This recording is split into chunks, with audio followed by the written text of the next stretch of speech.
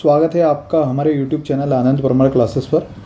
जैसा कि आप लोगों को पता है कि आधुनिक भारत की हमारी जो श्रृंखला चल रही है, आधुनिक भारत में मैं आप लोगों को पुर्तगालियों का आगमन पढ़ा चुका हूं और उसके बाद उनकी नीतियां पढ़ा चुका हूं, सारी चीज़ें कि किस तरह से पुर्तगाली आए, किस तरह से भारत में व्यापार किया है और उसके बाद उनके पतन के क्या कारण थे। उसके बाद डच में आप लोगों को पढ़ा चुका हूँ। तो यूरोपीय कंपनियों का आगमन हम पढ़ रहे हैं आधुनिक भारत में, जिसमें आप लोगों को पुर्तगाली पढ़ा चुके हैं, डच पढ़ा चुके हैं। अब तीसरे आते हैं अंग्रेज़ों के आगमन। तो अंग्रेज़ जो है वो थोड़े से इंपॉर्टेंट है क्योंकि लगभग अंग्रेज़ों ने हम पे 200 वर्ष शासन किया है, तो इनको विस्तार से पढ़ना है। अभी इसके बाद जो अगला लेक्चर रहेगा वो फ्रांसीसियों को रहेगा और उसको ख़त्म होने के बाद आप लोगों के कर्नाटक युद्ध रहेंगे। ठीक है, तो आप लोगों को आधुनिक भारत शुरू से आखिरी तक बिल्कुल विस्तार से मिलेगा। आप लोग बेफिक्र रहिए।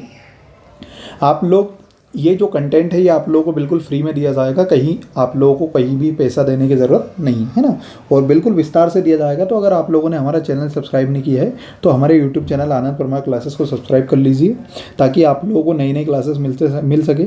और कॉम्पिटिशन की सारी क्लासेस आप लोगों को फ्री मिलेगी, है ना, कोई भी पैसा आप लोगों को नहीं देना है। और अगर आप लोग हमारे ग्रुप से नहीं जुड़े हैं, व्हाट्सअप ग्रुप से, तो ये नंबर दिया गया है नीचे 9575322928, इस पर आप लोग मैसेज कर देना मुझे, तो मैं आप लोगों को ग्रुप से जोड़ लूँगा। ठीक है, तो चलिए स्टार्ट करते हैं। अंग्रेज़ों के आगमन में बेटा आप लोगों की पृष्ठभूमि देख लेते हैं अपन कि बात थी 1600 ईस्वी की, और 1600 ईस्वी में महारानी कौन थी, तो एलिजाबेथ प्रथम। और 1600 ईस्वी में क्या हुआ, महारानी एलिजाबेथ प्रथम द्वारा जो है एक कंपनी है जिसका नाम है the governor and merchant of trading into the east Indies.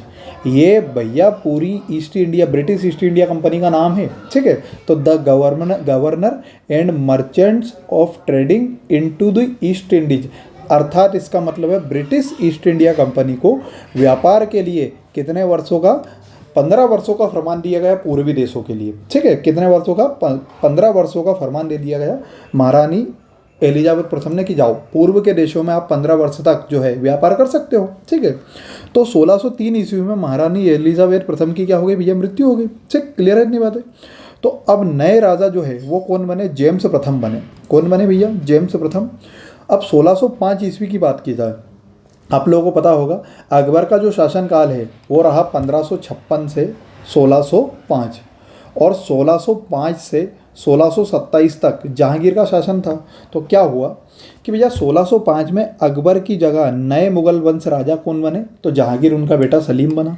अब क्या हुआ, 1608 में जेम्स प्रथम जो है, ये नए राजा अभी बता चुका हूँ मैं, तो जेम्स प्रथम ने एक व्यक्ति को भेजा जिसका नाम है कैप्टन हॉकिंस, और इनको अकबर के दरबार में भेजा क्योंकि इनको तो ये पता था कि मुगल वंश का राजा जो है वो अभी अकबर है, पर इनको तो पता ही नहीं कि अकबर भैया तो पहले लटक गए हैं। ठीक है, तो अकबर के नाम का पत्र लेकर भेजा, परंतु ये जहांगीर के दरबार में है। ठीक है, यही बात समझ में। और जहांगीर से इन्होंने बोला कि भैया हमको व्यापार करने की अनुमति दे दो। हालांकि ये जो हॉकिंस है ना, ये तुर्की, फारसी, अंग्रेजी, ये अन्य भाषाएं जानता था, और इसने जहांगीर से बोला कि एक काम करो, हमें व्यापारिक कोठी स्थापित करने की मांगी कि व्यापारिक कोठी जो है आप हमें स्थापित करने की अनुमति दे दो। परंतु इसके पहले पुर्तगाली लोग जो है वो जहांगीर को बहुत ज़्यादा परेशान कर चुके थे, इसलिए जहांगीर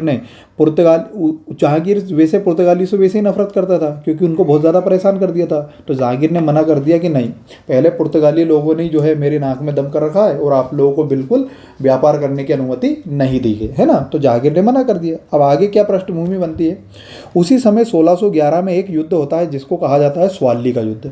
अब स्वाली का युद्ध में क्या हुआ, अंग्रेज़ों द्वारा पुर्तगालियों को हरा दिया गया।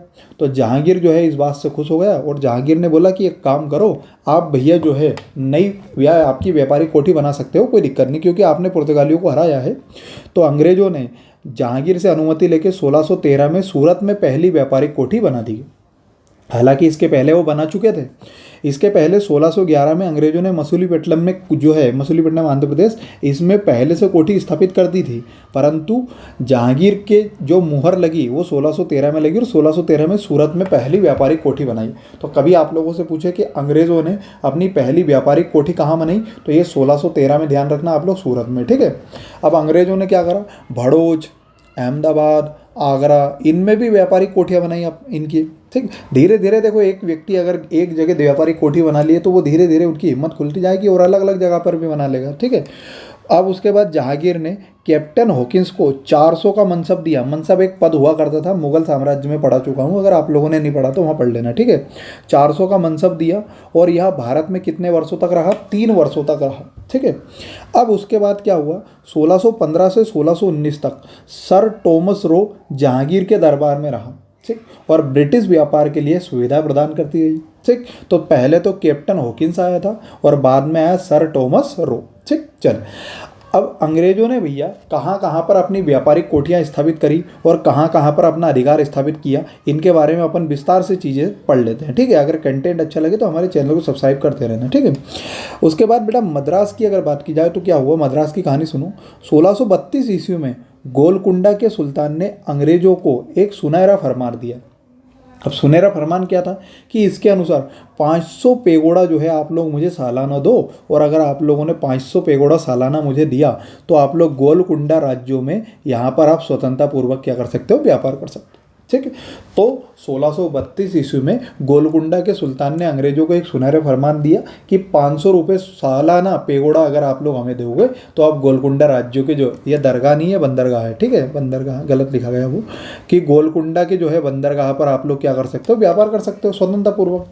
अब 1639 की एक और घटना है कि भैया चंद्रगिरी जो है वहाँ के राजा ने मद्रास को पट्टे में 12,000 रुपये में दे दिया भैया, और यहाँ अंग्रेज़ों ने व्यापारिक कोठी बनाई जिसका नाम रखा सेंट फोर्ट जॉर्ज या फोर्ट सेंट जॉर्ज नाम रखा, और यहीं पे पुलिकट में डचों का क्या है? गोंड्रिया किला था। क्लियर है इतनी बातें? तो बात 1639 की है। 1639 में क्या हुआ? चंद्रगिरी के राजा ने मद्रास को पट्टे पर दे दिया 12,000 रुपये में, और अंग्रेज़ों ने यहाँ पे व्यापारिक कोठी बनाई जिसका नाम रखा उन्होंने फोर्ट सेंट जॉर्ज, और यहीं पर डचों की एक फैक्ट्री थी और उसका नाम मतलब जो है आप एक किला था और वो था गोंड्रिया का किला, ठीक है। अब कलकत्ता की कहानी सुन लो आप लोग, क्योंकि कलकत्ता बहुत इंपॉर्टेंट है, दिल्ली के पहले अपने भारत देश की राजधानी थी वो। तो 1651 में बंगाल का एक सूबेदार था जिसका नाम था शाह शुजा, और शाह शुजा जो है भैया एक व्यक्ति आया था अंग्रेज जिसका नाम था बोटन। इस बोटन ने क्या करा? इसको थोड़े फोड़े की बीमारी थी तो इन्होंने सही कर दिया। तो चिकित्सा करने पर कंपनी को 300 रुपये वार्षिक कर के बदले बंगाल, बिहार और उड़ीसा में मुफ्त व्यापार की अनुमति दे दी।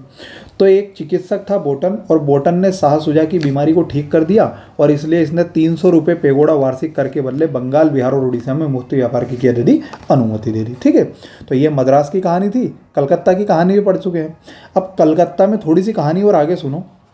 क्या हुआ भैया कि पुर्तगाल और डचों की पहले ये ध्यान रखना कि व्यापार की अनुमति दे दी, और भैया वहाँ एक किला बनाया था जिसका नाम रखा था फोर्ट विलियम, ठीक है। कलकत्ता उसके किले का नाम क्या रखा था बेटा? फोर्ट विलियम, ठीक है। आगे बात, डचों और पुर्तगाल और डचों की लड़ाई में पुर्तगाल जो है वो कमज़ोर पड़ गए, और पुर्तगालियों ने आप शक्ति बढ़ाने के लिए 1661 में क्या हुआ? इंग्लैंड के एक राजा थे चार्ल्स दूती, और उनका विवाह जो है पुर्तगाली राजकुमारी कैथरीन से कर दिया और बम्बई को दहेज में दे दिया। अब क्या हुआ?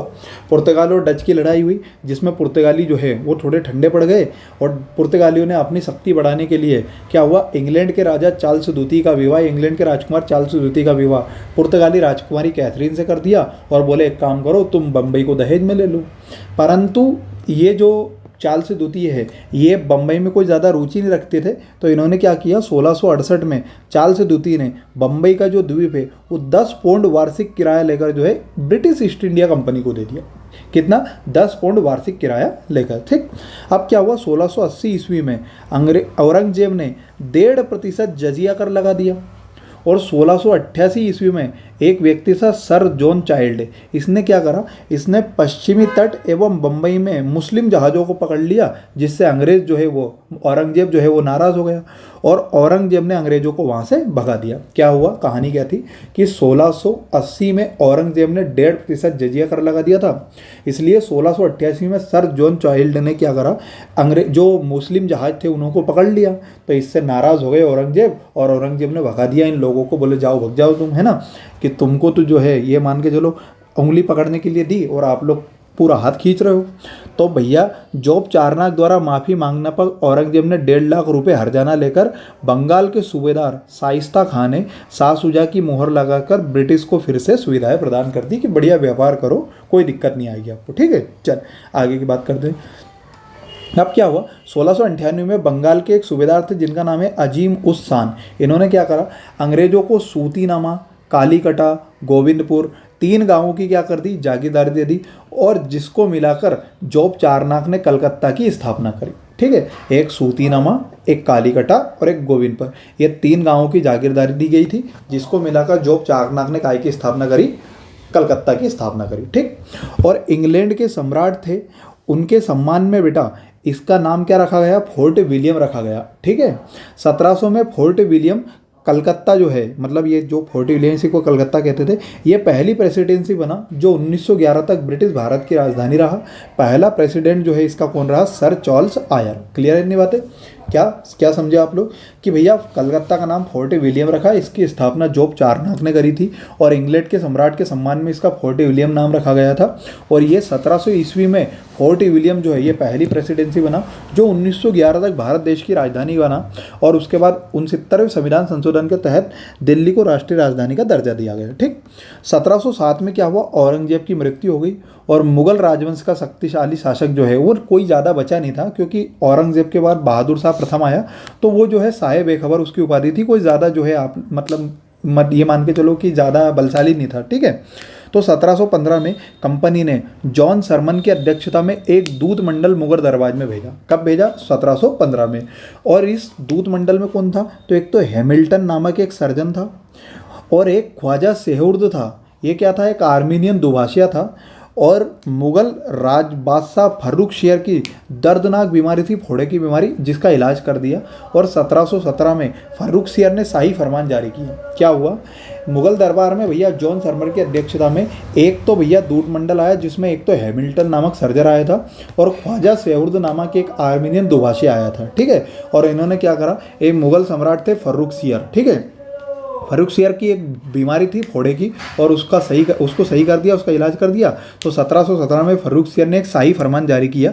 तो वो शाही फरमान क्या था, देखो उसको समझ लो कि 3000 रुपये वार्षिक के बदले बंगाल, बिहार और उड़ीसा में व्यापार करो आप, और 10,000 रुपये वार्षिक कर के बदले आप लोग सूरत में मुफ्त व्यापार करो। और एक काम करो, अंग्रेज़ों ने जितने भी सिक्के ढाले थे वो बम्बई में जो है वो सारे के सारे अंग्रेज़ों ने, मतलब अंग्रेज़ों के जो सिक्के थे वो मतलब मुगल साम्राज्य में चलाने की अनुमति दे दी गई। ठीक है, तो अंग्रेज़ों के तांबा चांदी के सिक्के मुगल राजवंश में चलाने की क्या दे दी गई, अनुमति दे दी गई। कलकत्ता में ज़मीन किराए पर दे दी गई। ठीक, ब्रिटिश इतिहासकार जो है एक व्यक्ति है जिसका नाम है ओम्स, इसने इस जो संधि है इसको कहा कंपनी का मैग्ना कार्टा। मैग्ना कार्टा मतलब होता है महाअधिकार पत्र, मतलब बहुत बड़ी संधि होती है। ठीक है, आई बात समझ में, ये होता है मैग्ना कार्टा। तो क्या हुआ, 3000 रुपये वार्षिक कर के बदले बंगाल, बिहार और उड़ीसा दे दिया गया था, और 10,000 रुपये वार्षिक कर के बदले सूरत में मुफ्त व्यापार की जो है अनुमति दे दी गई। ठीक, अब जो ब्रिटिश ईस्ट इंडिया कंपनी, इसका इतिहास क्या था इसको समझो। तो 1600 में ब्रिटिश कंपनी आई। 1600 में तो क्या है, ब्रिटिश कंपनी आई। मैं आप लोगों को बता चुका हूँ, महारानी एलिजाबेथ ने 15 वर्षों के लिए अनुमति दी गई थी, है ना, ये वीडियो के मैं शुरू में बता चुका हूँ। तो 1600 में तो ब्रिटिश कंपनी आई, और बाद में क्या हुआ, बाद में एक और कंपनी बनी। उसके बाद विलियम थर्ड ने भी एक कंपनी बनाई। तो 1600 में तो एक कंपनी आई, उसके बाद एक और कंपनी बनाई गई, और विलियम थर्ड ने एक और कंपनी बना दी। तो टोटल कितनी कंपनी हो गई, 3। और इन तीनों कंपनियों को 1708 में मिलाया गया, और नया नाम रखा गया क्या, United company of merchants sorry, नया नाम रखा गया United company of merchants trading into the east Indies. मतलब इसका पुराना मतलब पूरा नाम था ब्रिटिश ईस्ट इंडिया कंपनी, पर इसका देखो ये नाम था बेटा यूनाइटेड कंपनी ऑफ मर्चेंट्स। मतलब भैया यूनाइटेड मतलब एक बेटा संयुक्त कंपनी है, किनकी, मर्चेंट्स मतलब व्यापारियों की। ठीक है, इनटू द ईस्ट इंडीज रखा गया। ठीक है, और इसका वास्तविक नाम क्या था, ब्रिटिश ईस्ट इंडिया कंपनी। तो ये थे अंग्रेज़ों के बारे में मैं आप लोगों को बिल्कुल विस्तार से बता चुका हूँ। आई होप आप लोगों को वीडियो पसंद आया होगा, और सारी चीज़ें विस्तार से भी पड़ी होगी। ठीक है, ये सारी मैं बता चुका हूँ आप लोगों को। अंग्रेज़ों का आगमन कैसे हुआ, कि भैया ये अकबर के नाम का पत्र लेकर आए थे, परंतु जहांगीर था, कैप्टन हॉकिंस आया था, जेम्स प्रथम के द्वारा भेजा गया था, सर टॉमस रा आया। उसके बाद आप लोगों का मद्रास बता चुका हूँ, कलकत्ता बता चुका हूँ। उसके बाद आप लोगों का बेटा इंग्लैंड के चार्ल्स द्वितीय का विवाह जो है पुर्तगाली राजकुमारी कैथरीन से हुआ। ये सारी चीज़ें मैं आप लोगों को विस्तार से बता चुका हूँ। ठीक है, आई होप आप लोगों को समझ में अच्छे से आया होगा। ठीक, तो और भी वीडियो और बेटा अपडेट पाने के लिए आप लोग हमारे चैनल आनंद परमार क्लासेस को सब्सक्राइब कीजिए, ताकि आप लोगों को नए नए नोटिफिकेशन और नए नए वीडियो मिल सके। इतिहास की अगर बेटा ये मान के चलो श्रृंखला हमने चालू करी है और आप लोगों को भरोसा दिलाया है, तो यकीन मान के चलिए 100% हम पे भरोसा कर रख के रखिए। आप लोगों का इतिहास जो है वो बिल्कुल फ्री में और विस्तार से पढ़ाया जाएगा। ठीक है, चलिए वीडियो को शेयर कीजिए अगर अच्छा लगे तो। और नेक्स्ट वीडियो जो रहेगा वो आप लोगों का फ्रांसिसियो का आगमन रहेगा। तब तक के लिए टाटा बाय बाय, धन्यवाद।